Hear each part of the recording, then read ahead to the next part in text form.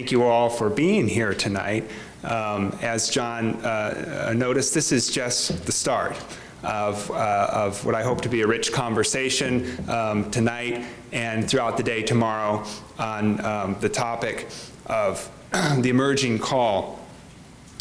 And I'll say a little bit in just a second about kind of our thinking about the conference as a whole. But I want to just begin with that conference theme, the emerging call. One of the things that I've noticed in some of the research I've been doing lately on vocation in general is that I've noticed that the concept of call or vocation very often is an empty category. Right? You can do a keyword search or Google vocation or call.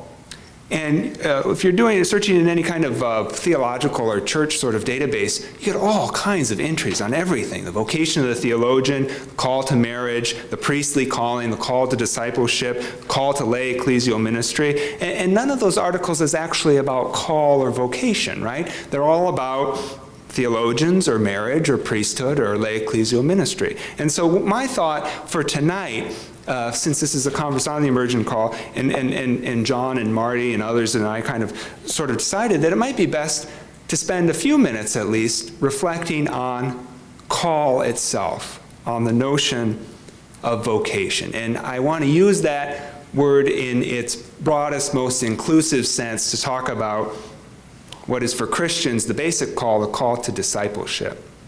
And that, I think, kind of introduces sort of the plan, rough plan of the conference, which is tonight focus most broadly on this basic call, this universal call to holiness, call to discipleship, reflect a little bit about that.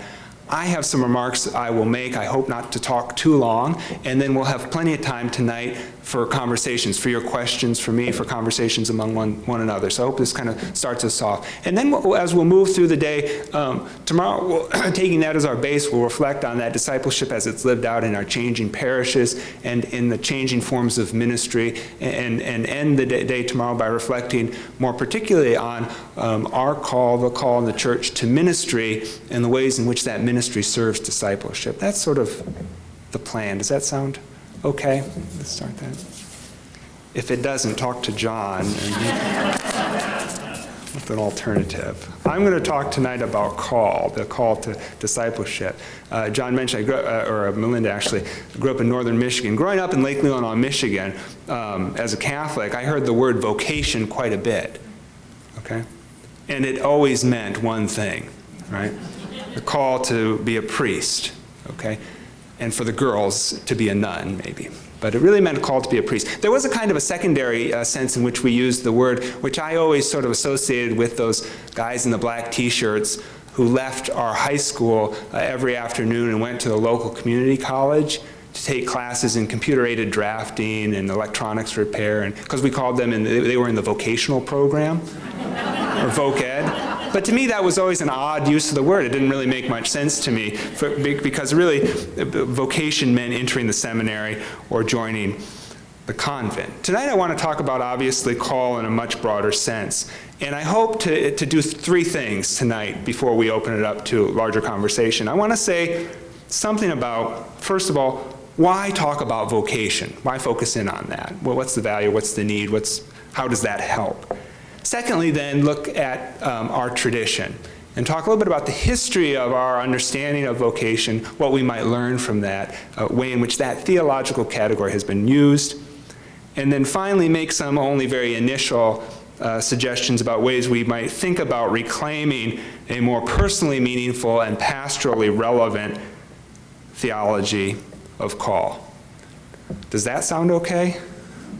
Okay. Good, because you'd have to take that up with me, and I'm in the middle of something here right now. So.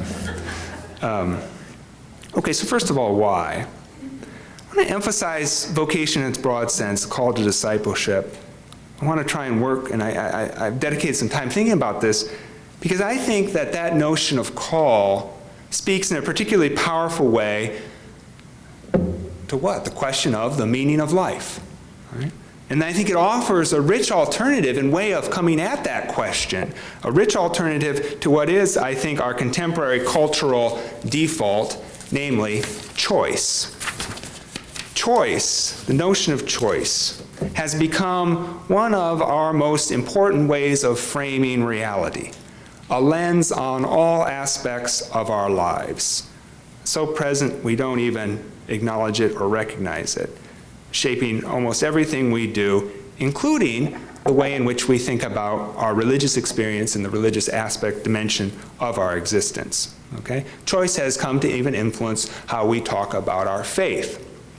This is a relatively recent phenomenon. In an earlier era, you could say that religion was something that you were born into, something inherited.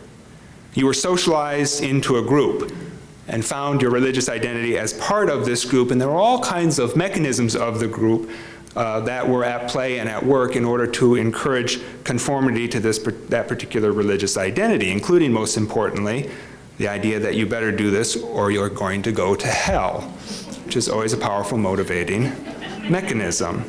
Well, things have shifted markedly in the last 50 or 100 years, right? Context, group identity hasn't disappeared, but I would argue that's no longer the model of custom or command that dominates, but that of choice. The sociologist of American religion, Robert Wuthnow, talks about the shift from religious dwelling to spiritual seeking.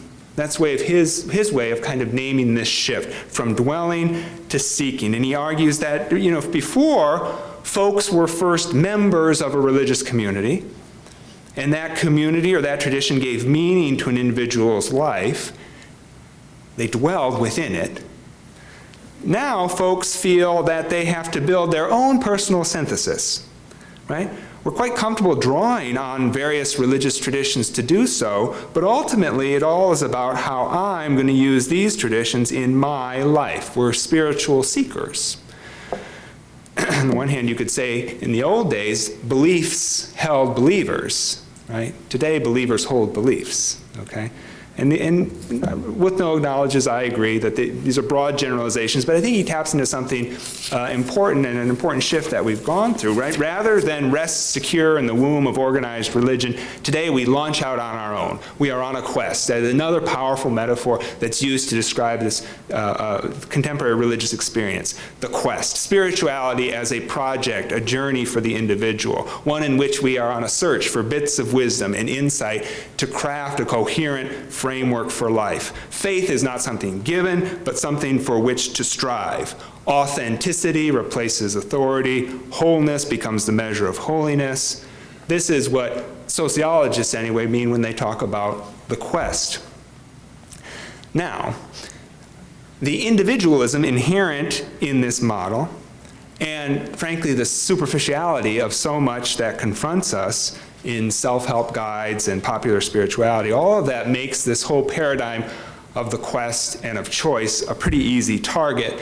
Critics would critique it for promoting a trivial, privatized, self-absorbed spirituality, and I think that a lot of that critique is right on, but I also think that it's a mistake to judge this paradigm of choice by its most shallow and stupid forms, right? Because I think it can overlook a deeper cultural dynamic that we're living through. I think it also can underestimate the motivation of many spiritual seekers for whom the quest doesn't end in self-improvement, but extends outward into altruistic behavior, community participation, service to others, and so on. So it's a bit more complex. There are positives of choice, right?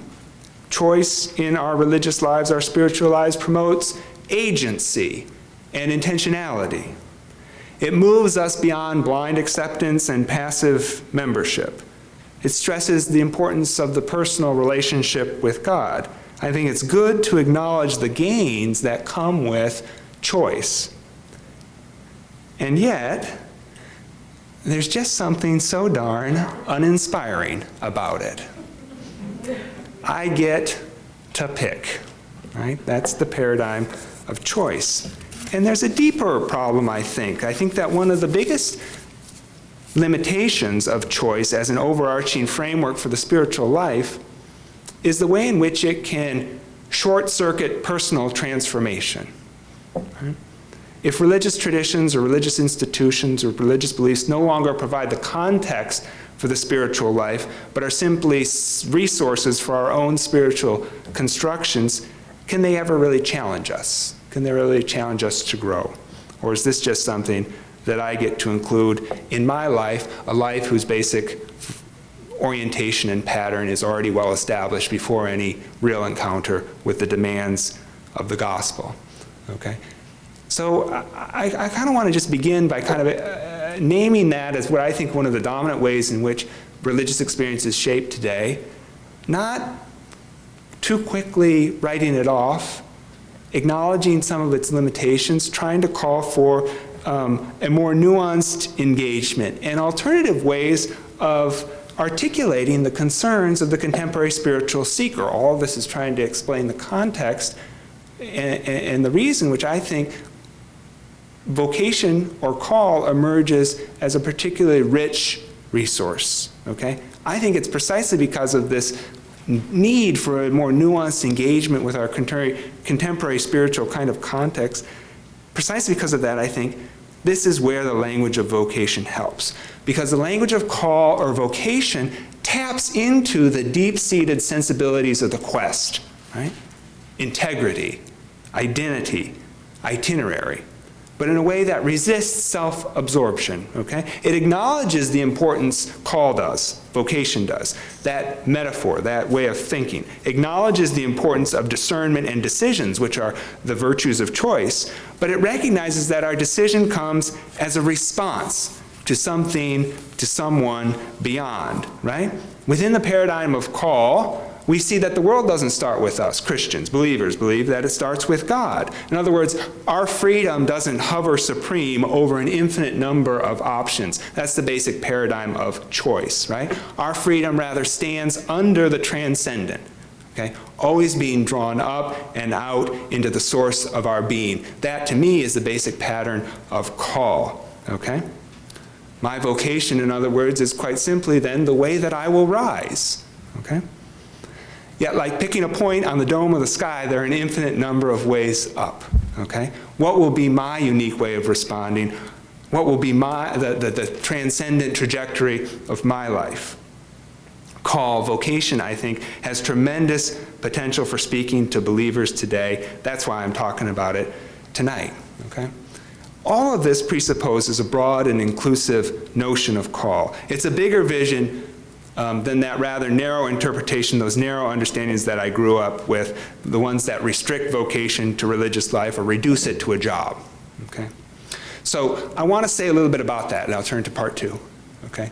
To say a little bit about what's the history here, what the context within which we talk about vocation in this broader sense, the call to discipleship, the call to holiness, as Vatican II says, that is really the fundamental context and the goal of all ministry, right? If we lose sight of discipleship, why are we talking about ministry, right? How does ministry serve that basic call of discipleship? Let me offer a little bit of history, okay? I always want to kind of warn people when you invite professor of theology to give a talk, it's very dangerous because you'll never quite know if you're going to get lectured to or preached at. So this is my lecturing sort of begins. A little bit of history, okay? The Bible uses the word call, in Greek it's klesis, a lot. And it usually refers to one or two things, okay? When you sort of eliminate all the kind of ordinary everyday ways in which the word is used. When it's used in a more religious sense, vocation or call, klesis, refers to either the call to faith on the one hand, or the call to do a special task on behalf of God. So in the Hebrew Bible, God calls the people Israel, okay? But God also calls individual prophets to do particular things on behalf of God, okay? In the New Testament, Jesus calls all of his listeners to new life. He also calls individual disciples to follow him in very concrete ways. So from the very beginning of Christianity, even before that, there's a tension surrounding this notion in a religious sense between the few and the many. It goes all the way back to the beginning. Very quickly, in the early church, okay, in the face of a pagan culture and periodic persecution, vocation was all about, klesis, was all about the call to be Christian, that first broad understanding, right? Should I be a Christian? That was the big vocational question for those first few followers of Jesus. And if so, how public should I be about it? Okay, in the face of the very real burdens and sometimes persecution that would mean. But after the conversion of the Emperor Constantine in the 4th century and the gradual recognition and gradual affirmation of Christianity as the official religion of the Roman Empire, it was no longer such a big deal to be a follower of Christ, right? In fact, everybody was doing it. And as Christianity became less special, we see the rise of a new reality within Christianity, monasticism. Okay? This, by the way, is a broad and sweeping generalizations. Monasticism, which was at least in part a reaction to the too easy accommodation of Christianity to its surrounding culture. The few. Okay? Over the course of the early Middle Ages, a special class of Christians takes shape, right? Those who are dedicated to a higher life, who commit their lives totally to the things of God. We start to see a kind of a splitting, right, between laity and clergy on one hand, and the layperson and the monk on the other. This kind of gradual growing divide. And you start to see a migration of terms. Conversion, the word conversion no longer applies primarily to that turning from the world to follow Christ that it had at the very beginning. Conversion meant the turning to leave the world in order to enter into the monastery. Likewise for vocation, less and less did it apply to the broader call to be a follower of Jesus. More and more it meant that call to enter into a particular state of life, namely monasticism. We see this kind of split, so much so that by the 12th century, the very influential canon lawyer Gratian will speak quite easily of two kinds of Christians, right? The clergy and everybody else, okay? The word vocation means less the call to faith than the call to enter into that special state of life. To have a vocation meant what it meant for me as a kid, right? To be called to be a priest or religious. Okay. Continuing my broad, sweeping generalizations, in many ways, the Reformation, the Protestant Reformation, can be read as a wide-ranging rejection of this two-tiered Christianity. Okay, part of larger reforming movements going back to the Middle Ages. And in some ways, I kind of haven't thought much about this, but I'll throw it out there. In some ways, I think you could read the whole 2nd century, or the 2nd millennium of Christian history as basically an attempt to overcome two-tiered Christianity, right?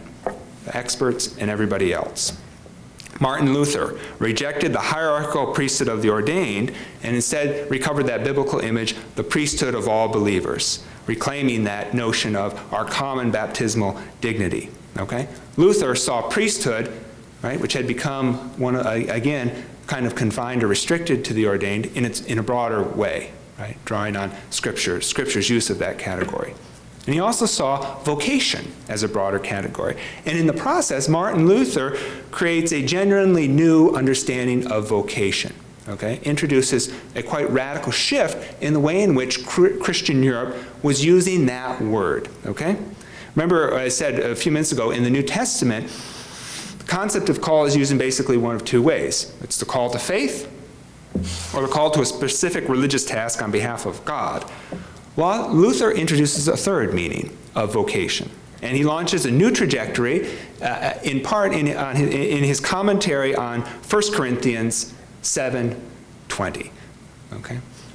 In that passage, St. Paul is, in the context of one of his typical exhortations, right, tells his listeners to, quote, remain in the calling in which you were called. Remain in the calling in which you were called. What Luther does with that is that he takes that word calling, klesis in the Greek, and translates it with the German word beruf, B-E-R-U-F, okay, interpreting it as one's occupation or state in life, okay, and reads Paul as saying, remain in the occupation or the state or the stand is his word, the state in which you were called, okay? And he uses that then to argue that it's not just the monks, okay, who have a calling from God or have a vocation. Rather, every state of life. Remain in the state of life in which you are in. Every state of life, every type of work can be seen as a calling, a true vocation. There's a radical kind of democratization of the word vocation in Luther, right?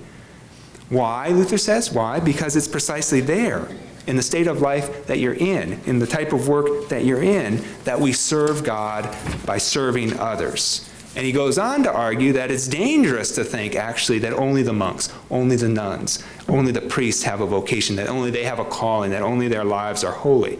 Okay? It's part of his larger kind of anti-monastic polemic, his argument against the abuses of the monastery, which for Luther then becomes, I think, a somewhat a critique of all monastic life. He wants to say that medieval assumption is wrong. It's wrong to think that true holiness is found only in withdrawal from the world, in abstinence, in celibacy. And he turns that whole kind of mentality on its head when he argues that, actually, Luther says, to join religious life or to enter into the priesthood is to flee from that particular place of responsibility in which God calls you. Does that make sense? Right? That monks claim to be following the more difficult path. But the real challenge, according to Luther, the most demanding calling, is not escaping the world, but living in it. Okay? Celibacy is not the real cross for Luther. Marriage is. Right? That's what he wants to say. And he goes on in a wonderful passage, right, kind of expounding on this point. He tells the story of a young man he knew who's contemplating getting married. And this young guy looks around at all his married friends. And then he asks himself, and I'll quote Luther, right? This young man asks himself, "Alas, must I rock the baby, wash its diapers, make its bed, smell its stench, stay up nights with it, take care of it when it cries, heal its rashes and sores? And on top of that, care for my wife? Provide for her, labor at my trade, take care of this and take care of that, do this and endure that, endure this and endure that, and whatever else of bitterness and drudgery married life involves? What? Should I make such a prisoner of myself? Oh, you poor wretched fellow, have you taken a wife? Fie, fie upon such wretchedness and bitterness. It is better to remain free and lead a peaceful, carefree life. I will become a priest." Luther's right? He goes on, the flip side of that, he goes on to encourage those who are married, to encourage those who work in the world. He praises the woman who gives birth or who cares for his home, right? Saying that it's through our vocations precisely that we love our neighbor, right? That's the great irony he sees, that monks claim to be following God, but they're actually fleeing from their neighbor. Right? And it's precisely by loving those that we are around that we serve God most faithfully. So he praises the woman who gives birth, cares for her home. And he says of the involved dad in a quote that I just love, right? "When a father goes ahead and washes dishes or performs some other mean task for his child, and someone ridicules him as an effeminate fool, know that God, with all his angels and creatures, is smiling." Okay? It's precisely, according to Luther, by being a faithful, loving, and generous person in one's particular state of life that we truly respond to the call to be holy. Okay? By overturning that centuries-old conviction that the life of monastic withdrawal marked the holiest way of life, Luther launched really nothing less than a spiritual revolution, opening the door to what the Canadian philosopher Charles Taylor calls the affirmation of ordinary life, which in many ways has become a defining characteristic of the modern West. This affirmation that comes out of the Reformation, this affirmation of ordinary life, right? Whenever we roll our eyes at Hollywood celebrities, okay, or demand that our politicians be plain-spoken or drive pickup trucks, whenever we rail against big banks, whenever we read customer reviews on Amazon.com, in many ways we're living out Luther's legacy, right? Affirming that it's the ordinary, not the elite. That's authentic, that's real, that's where it's at, that's true and trustworthy, this affirmation of ordinary life. So that's a bigger conversation. I'm interested in the way in which he radically broadened the notion of vocation, right? Applying it to our jobs and our work, wherever we are. Every work is a calling from God. It's a marvelous vision that was lost in later Protestant reflection, unfortunately, because as the concept of vocation passes from Luther through John Calvin to the English Puritans, we see a noticeable shift. Luther talked about vocation in terms of one's state of life. John Calvin emphasized more the idea of productive labor, and the Puritans just run crazy with this notion of work. Okay? So you see a shift from thinking about vocation as faithfulness within one's work to faithfulness through one's work to faithfulness to one's work. Okay? And the Protestant work ethic is born. Okay. The great irony is that Luther's attempt to highlight the sacredness of work leads to a secularization of the notion of vocation. And we get to the point where we can quite comfortably talk about vocation without ever mentioning God, right? As in the guys who went off to the vocational program or voc ed. Okay. So in some ways, the common usage of that word vocation that I grew up with a kid can be traced back to these two historical trajectories, one Catholic and the other Protestant. Okay, that's a little bit of the background. Now, we all know, and in some ways, a wild tangent. In some ways, we all know the way in which Catholics responded to this widening of vocation. In reaction to Luther's expansion of the language, Catholics hardened their narrow interpretation. Okay, it becomes even more associated with ordained life, religious life. It's a narrowing. There are plenty of spiritual movements in the early modern period that resist this monopolization of holiness, people like Francis de Sales and others who affirm a spirituality of God calling each of us. But in our official theology, vocation is reserved to what comes to be called ecclesiastical and religious vocations. The possibility for real holiness in marriage is always there, but it's seen as rather extraordinary or compromised, okay? They're lay saints, but they all seem to live decidedly monastic lives. In other words, that lay people can aspire to sanctity by trying to live like monks. And that usually their holiness comes despite their life in the world, not as Luther saw it, through one's life in the world. Am I making sense so far?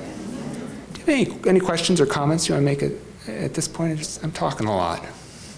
I mean, there'll be time for a more extended Q&A at the end, but so far, are we doing okay? Should I proceed?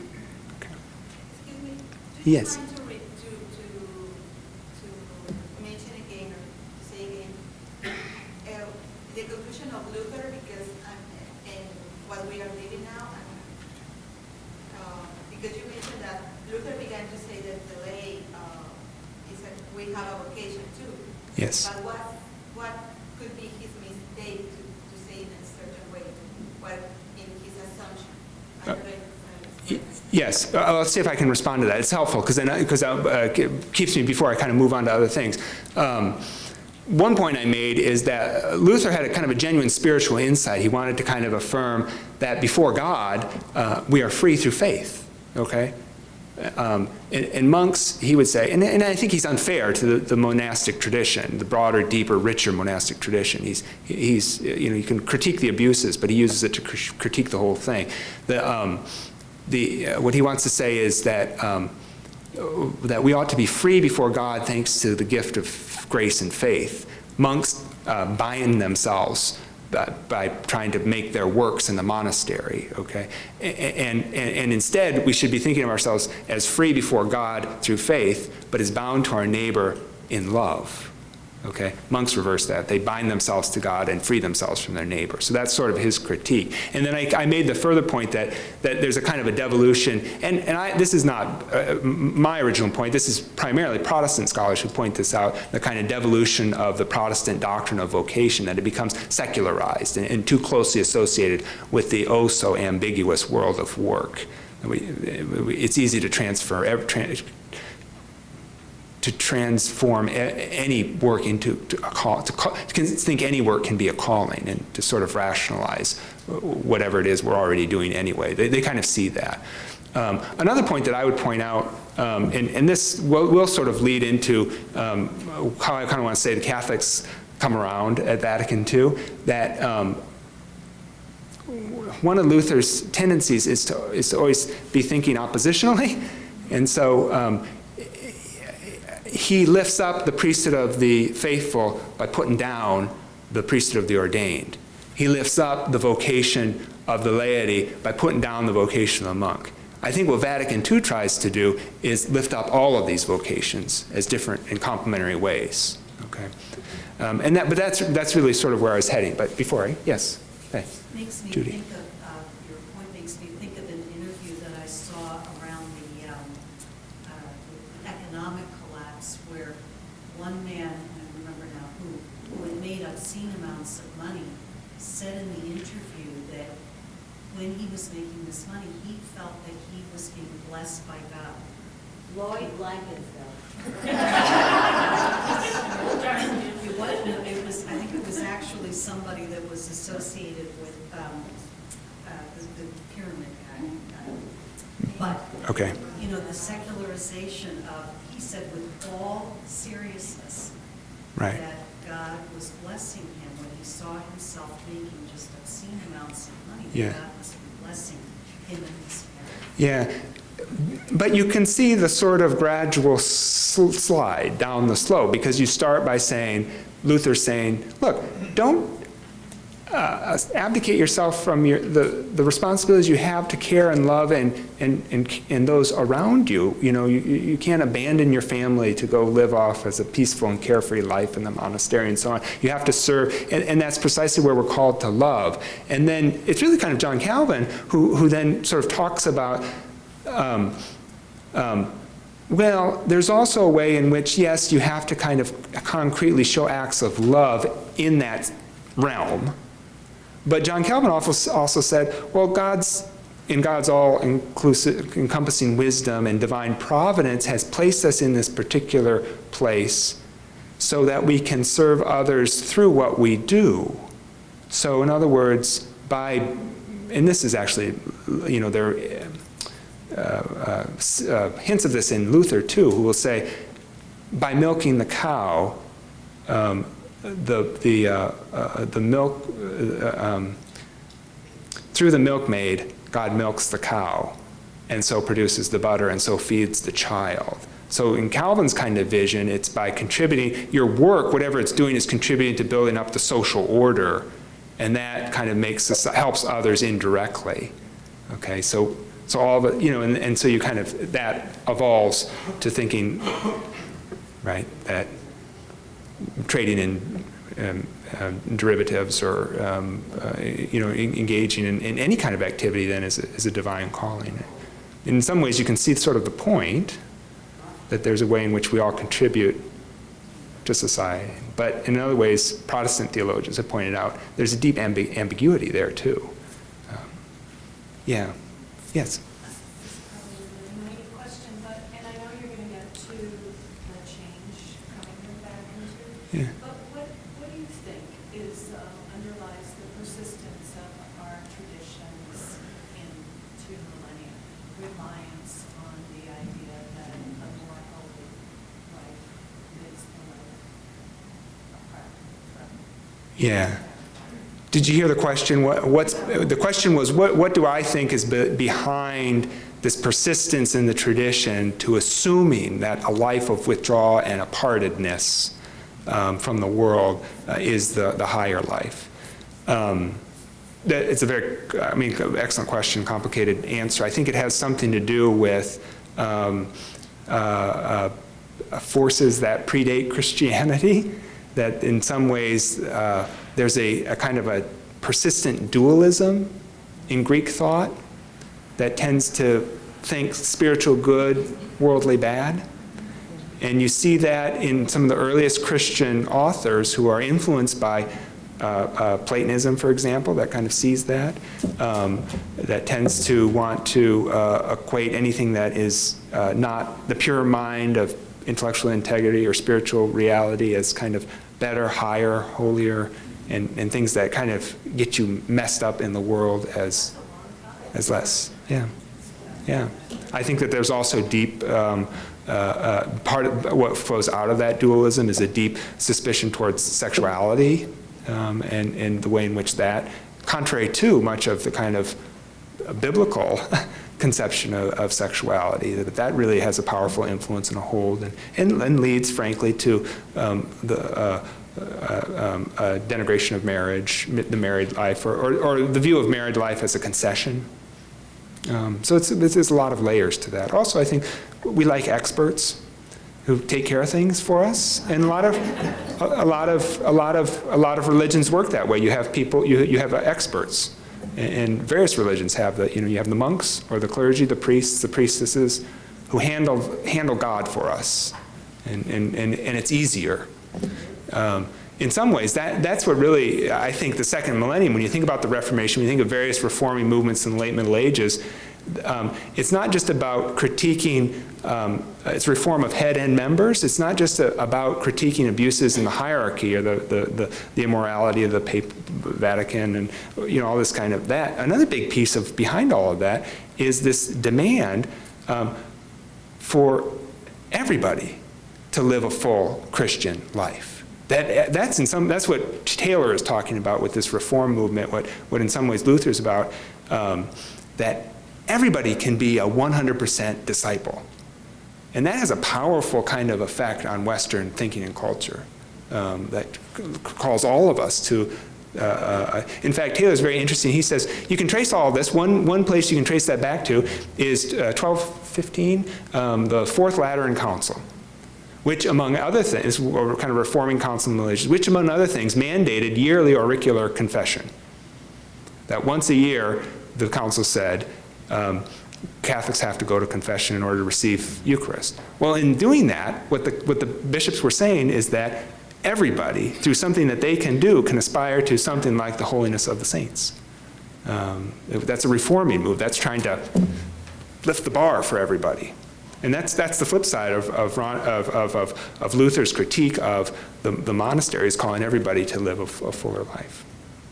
Vatican II, I think, in some ways, is the Roman Catholic Church's embrace of reform in trying to call all the baptized to the fullness of holiness. Okay, but it had to work through this bias that we've talked about already, in which life in the world and the lay life was seen as a compromise, or was seen as an obstacle or a millstone or a burden to the life of holiness. And it's a bias within despite as I said earlier, despite the kind of remarkable voices over the course of the modern period calling for calling all believers to holiness and all the rest by becoming little monks or something in your own house or family or whatever. The bias is really only overcome in the 20th century with the emergence of the theology of the laity that led up to the Second Vatican Council. On the eve of Vatican II, everybody knew that the council had to say something about the laity. That really wasn't very controversial at all. Although, I have to tell a story. When I was writing my dissertation at the University of Notre Dame, I had a study closet in the Hahnenberg Library, right? That, I don't know, 13-story, I'm talking about Boston College, talking about Touchdown Jesus, right? It's got an enormous mural of Jesus Christ, the Word of God, the Word of life, facing the north end zone of Notre Dame Stadium. So, Touchdown Jesus. But as I was writing my dissertation, I had a study carrel that was beautiful. It was wonderful. It was on the 12th floor, had a view of of all of campus, and it was one floor below Father Ted Hesburgh, the retired, long-time, very consequential president of Notre Dame. And so he was retired but active and would go into the office often. And so I'd often be on the elevator with him. And Father Hesburgh was wonderful. He would always talk to students, and he would always ask the same question. So what are you studying today? And they would tell him. And he would say something like, they would say, oh, I'm working on physics. And he said, oh, I don't know much about physics, except for that time I spent on the President's Atomic Energy Commission. Or history. I said, well, what are you studying in the civil rights movement? Well, I marched with Martin Luther King. Very wonderful person. So I had the same conversation with Father Hesburgh 3 times on the elevator. He asked me what I was studying. I said, well, I'm working on my dissertation in theology. He said, well, what's your dissertation? I said, well, I'm writing on lay ministry, the theology of the laity, lay ministry. And he stopped and looked at me and he said, I wrote my dissertation on the theology of the laity. Now, it's true. I mean, Father Hesburgh is in the Guinness Book of World Records for the most honorary doctorates ever received by a human being. But his first doctorate, the one that he produced as a student, was on Catholic action, or the theology of the laity prior to Vatican II. So I would say, I know, Father, I've read your dissertation. It's very helpful. And he said, well, you know, it was very controversial in those days. This was he wrote it in the 40s. So it's very controversial, you know, talking about lay empowerment in the 1940s. He says, it's very controversial in those days. They told me not to write it, but I went ahead and wrote it. And when I finished it, I got a letter from Rome asking for 2 copies. And I was very nervous. But I sent them off and never heard anything back about it. And Pius XII died, and they elected Pope John the 23rd, and he called an ecumenical council. And what do you know? One of the topics they took up was the laity. And I'll never forget reading the document on the laity after the council was over and thinking, they stole all my material.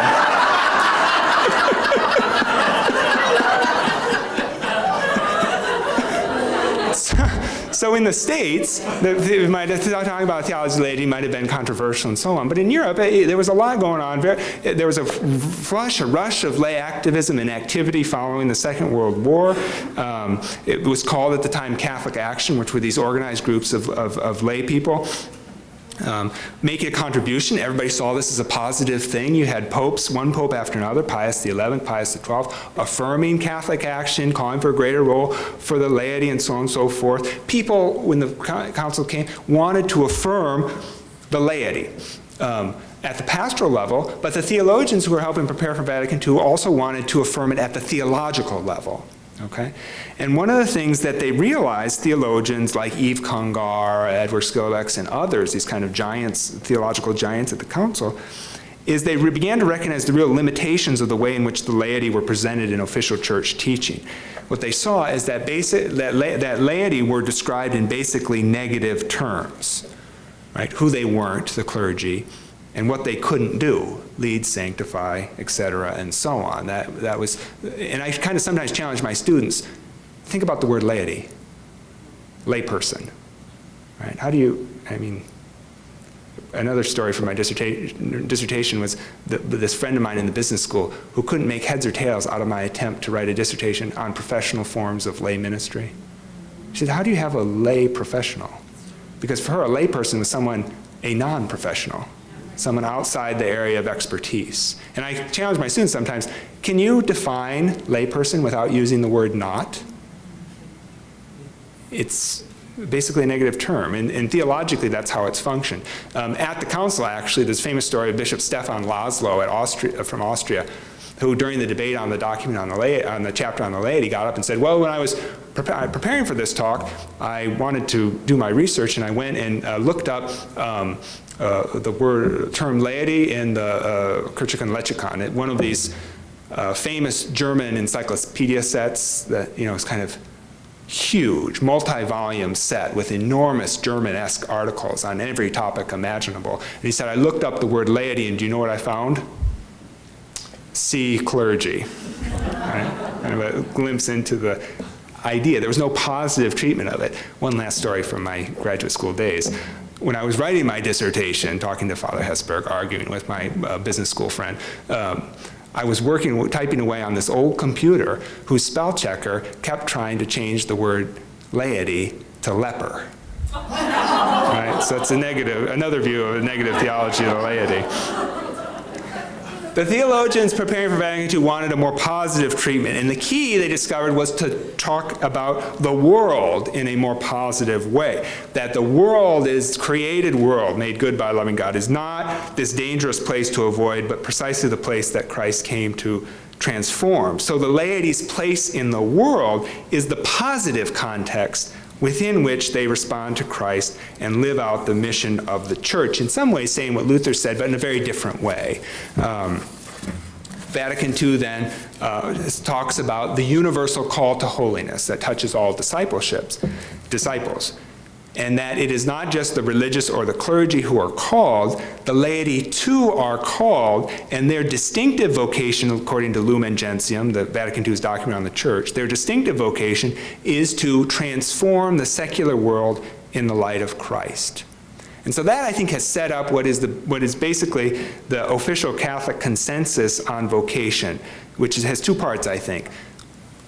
All of the baptized are called to holiness, the universal call to holiness, and this universal call takes shape in various vocations, okay?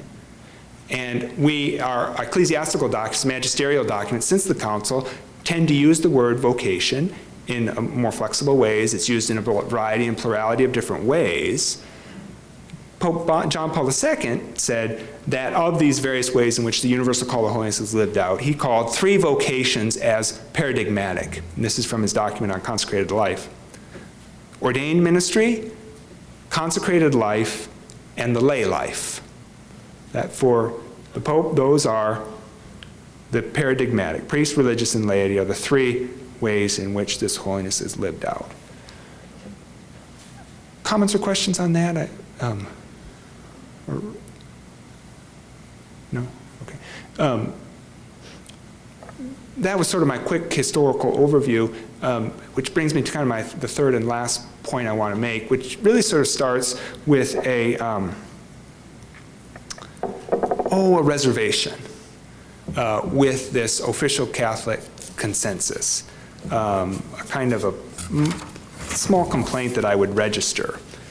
And it's this. I really appreciate and welcome the broadening of the notion of vocation that has occurred at Vatican II and since Vatican II in our Catholic tradition. But I still feel sometimes that it tends a little bit too much to approach the whole thing in a deductive way, right? That tends to lay out these various states of life as these kinds of molds into which we're expected to fit. And so the whole question of vocational discernment becomes a question of fit. Do I fit into marriage? Do I fit the single life? Do I fit into a particular ministry or a particular career? That's how theology has set it up for us at present. But if we turn from theologians to our saints, with some of our greatest saints in our tradition, people like Ignatius of Loyola, Francis de Sales, Teresa of Lisieux, what we see in them is that they tend to approach the whole question of discernment and discerning of vocation not deductively, but inductively. Ignatius, for example, believed that people don't usually march through theory towards a vocation. For Ignatius, we discover our call in the face of a concrete choice, a personal decision, the everyday living out of life. For most people, it's not the abstract ideal of marriage, but love for this specific person that leads them to embrace this commitment. It is a concrete decision to serve that draws most people into ministry.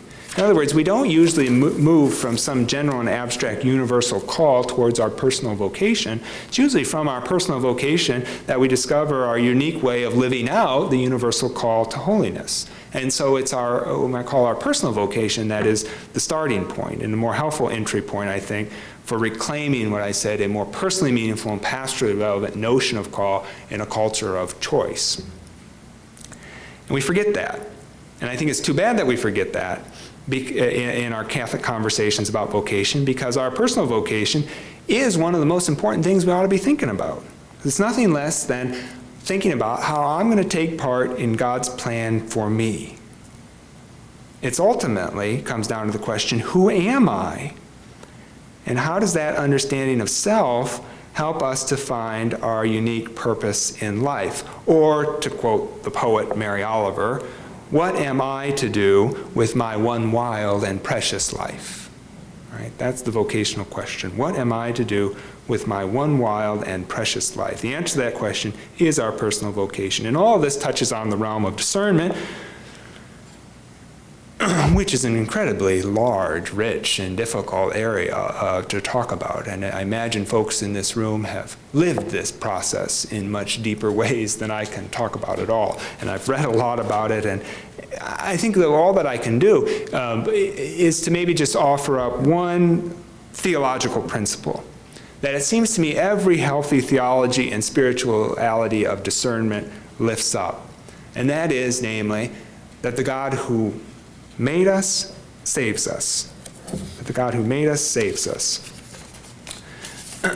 One of the earliest heresies Christianity faced was that promoted by a guy by the name of Marcion in the 2nd century. Marcion believed, when he read the Hebrew Bible and then the Christian New Testament, he couldn't believe that the God described in the Old Testament was the same God as the God described in the New Testament. Right? One seems so strong on justice and wrath, the other so much about mercy and love. And so his argument was that there were, in fact, two gods.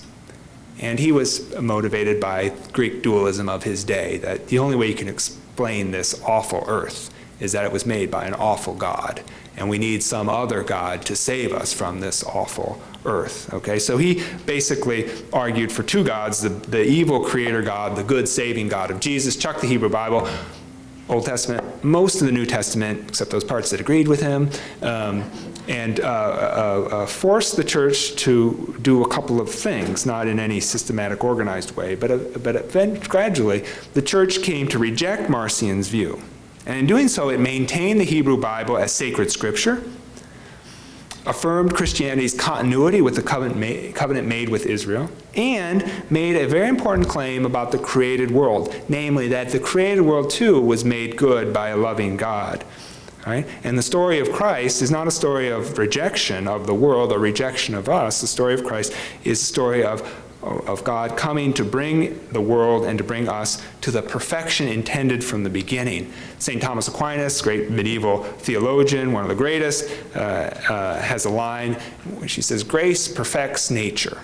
Okay? Not in the sense of fixing something that's broken, but grace bringing nature to its full destiny. That for Thomas, God's saving plan is not a radical reversal of God's original plan in making us.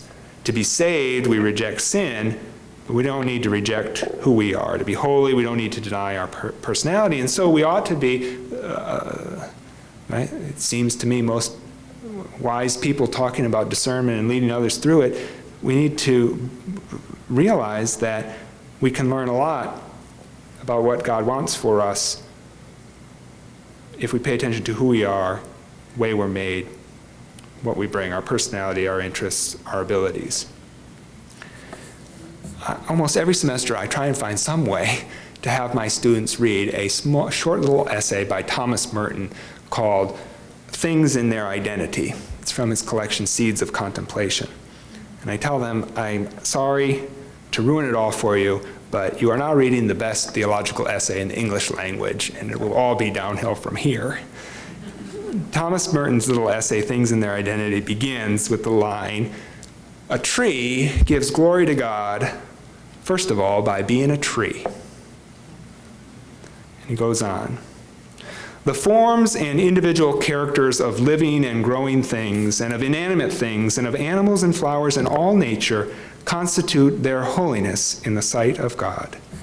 Their inscape is their sanctity." The special clumsy beauty of this particular colt on this April day in this field under these clouds is a holiness consecrated to God by his own art, and it declares the glory of God.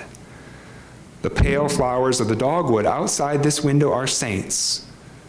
The little yellow flowers that nobody notices on the edge of the road are saints looking up into the face of God. So Merton goes on in this essay to talk about God's special care for particularity, special care for the way in which each unique thing is itself and is itself. He says, "This leaf has its own texture and its own pattern of veins and its own holy shape.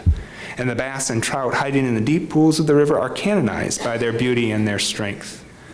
But the great gashed half-naked mountain is another of God's saints. There is no other like it.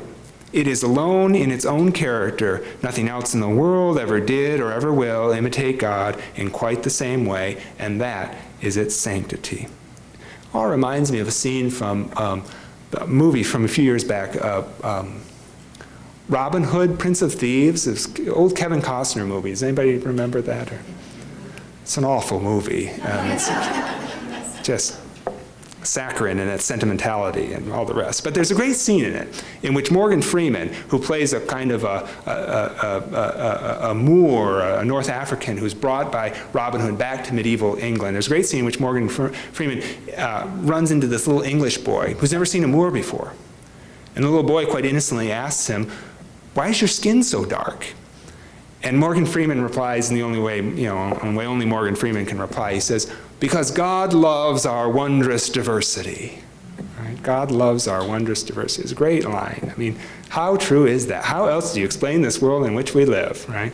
A world full of amoebas and alligators, galaxies and coffee cake, Johann Sebastian Bach and Lady Gaga. God loves our wondrous diversity. One of the best homilies I ever heard was at baccalaureate mass at my high school in Lake Leon, Michigan. It wasn't my baccalaureate, it was one of my sisters. And I don't know how they do baccalaureate, if they do them around here, but how it worked in my high school is it was the Sunday mass, the 10 o'clock mass, the day of commencement at the parochial school. And so all the graduates would wear their cap and gowns, process in at the beginning of Mass. They'd sit up in the front. They would do the readings, bring up the gifts, and be active in the liturgy. Okay. So it came around time for the homily, and Father Charlie comes down from the altar, and he stands right in front of the graduates. And they're all sitting there cocky as hell on the day of graduation with all of their family and friends sitting behind them, beaming with pride. And Father Charlie says, what a great day today is.